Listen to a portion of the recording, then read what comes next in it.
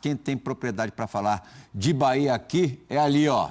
Elton Serra, meu amigo, você preparou um material que visa, lógico, a temporada de 25. O que você trouxe para a gente, meu amigo? Pois é, Plihal, a gente teve a oportunidade de conversar com Carlos Eduardo Santoro, diretor de futebol do Bahia. Primeira entrevista dele a uma TV brasileira.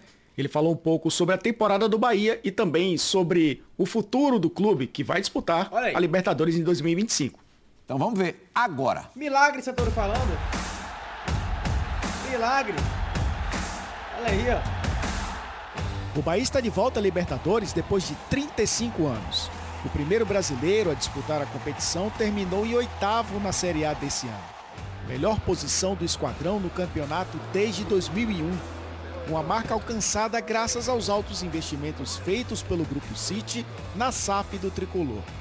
As chegadas de jogadores como Everton Ribeiro, Caio Alexandre, Jean Lucas e Lúcio Rodrigues fizeram de 2024 o ano de maior investimento da história do clube. A gente tinha um objetivo muito claro nesse segundo ano de conseguirmos uma classificação na primeira parte da tabela. Obviamente, quando termina a primeira fase do primeiro turno do campeonato, a gente entendeu o que nós tínhamos conseguido atingir em relação à pontuação e, naturalmente, internamente começou uma cobrança maior para que a gente pudesse brigar por mais. Tivemos uma oscilação, mas a gente conseguiu restabelecer, terminar com uma posição histórica. Mas nem tudo foram flores no ano do Bahia. A eliminação na semifinal da Copa do Nordeste, o vice-campeonato estadual contra o Vitória e o segundo turno irregular no Campeonato Brasileiro fizeram a torcida ficar desconfiada com o futuro e também questionar o trabalho de Rogério Ceni.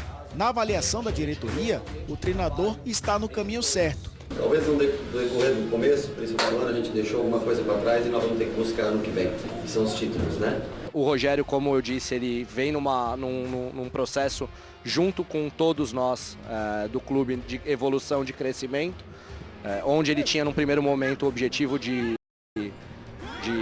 se manter na Série A, depois nesse segundo ano, apesar da gente entender que poderíamos ter ganhado um dos títulos onde não conseguimos entregar e que a gente vai trabalhar para isso, a tendência agora, com a continuidade, é a gente buscar evolução, buscar melhoras e tornar a equipe ainda mais competitiva para o próximo ano. Acho que o mais importante é consistência, é crescimento, evolução, mas de uma forma consistente. Se em 2024 o time melhorou em relação ao ano anterior, a ideia do Bahia é montar um elenco ainda mais forte para a disputa da Libertadores.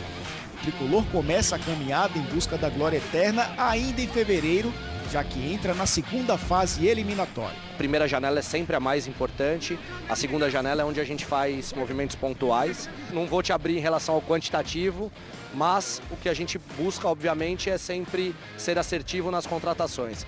Acho que essa cultura que existe muito de reformulação, de troca, não é o nosso perfil de trabalho. Muitas vezes na montagem do elenco a gente busca, óbvio, encontrar atletas para cada posição, mas também encontrar atletas que possam jogar em mais do que uma posição. Porque é um ano muito longo, são muitas partidas, com o calendário a gente sofre ainda mais do que quem está no eixo, porque a gente se desloca mais em relação a voo, a distância. A gente roda muito mais quilômetros que as outras equipes. Ano que vem, o Bahia vai fazer pré-temporada na casa de um dos seus primos. Será no CT do Girona, na Espanha, repetindo o que fez em 2024 em Manchester. Uma relação que está cada vez mais estreita e que faz o tricolor ter uma importância ainda maior dentro do Grupo City. Não só pelo crescimento do clube, pela torcida, pela história, mas também pelo crescimento do que vem acontecendo no Brasil, né?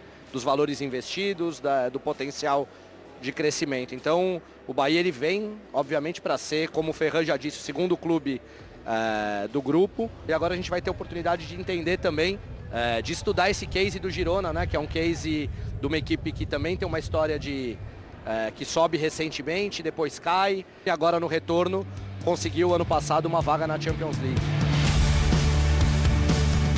esquadrão terminou o Campeonato Brasileiro com a quinta maior média de público, pouco mais de 36 mil pessoas por partida na Arena Fonte Nova. Uma das torcidas mais apaixonadas do país, agora vai fazer festa para a América toda ver. Mesmo com muitas vezes a gente não entregando no campo o que precisávamos, a torcida nunca abandonou. E o que a gente viveu aqui no último jogo, no dia seguinte, a quantidade de mensagem que eu recebi das pessoas de Manchester, querendo entender o que foi aquele movimento ali da torcida na chegada do ônibus, mostra que realmente não existe, não tem como ser gerido com uma relação fria, né? Essa relação ela é parte da nossa cultura. Tomara.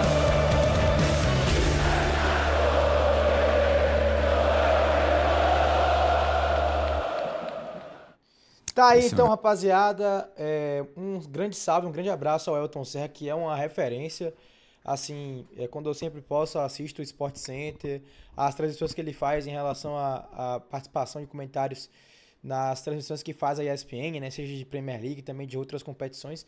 Cara, é uma entrevista muito curta, a gente sabe como é que é a questão da diretriz do Grupo City com o Bahia, nessa questão de diálogo com a imprensa, diálogo com o torcedor.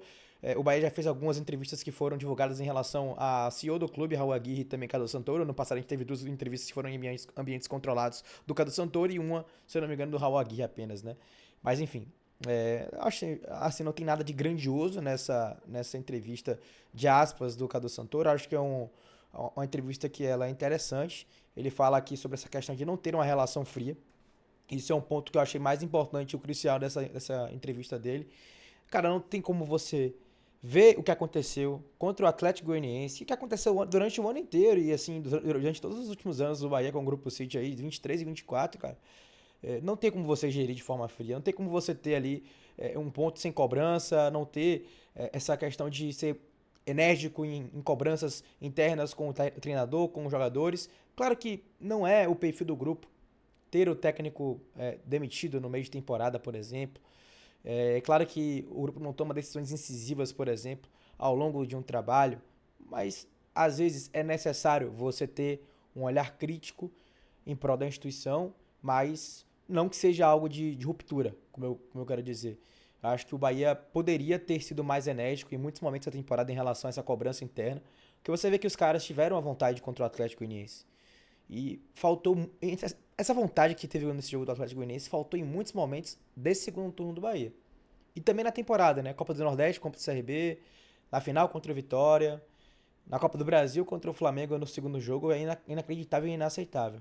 Então a gente fica aqui nessa expectativa que o Bahia possa gerir essas pontuações em relação a essas críticas da imprensa, nossas críticas em relação a esses tópicos, e que possa mudar o perfil do plantel, um perfil muito mais competitivo, um perfil muito mais encorpado e pronto para o que vai disputar em 2025, e que possa entregar o que a gente espera, que é esse sentimento de representatividade nas 4 linhas, mas que não vai fugir do modelo de jogo, que não vai fugir do modelo que o técnico trabalha e do que é o perfil do grupo. Mas a gente precisa também ter essa representação do Bahia dentro de campo. Esse foi o conteúdo, espero que vocês tenham curtido. Se gostaram, inscreva-se no canal, ativem todas as notificações e comentem o que vocês acharem em relação aos tópicos que foram abordados. Um abraço, até a próxima e bora Bahia!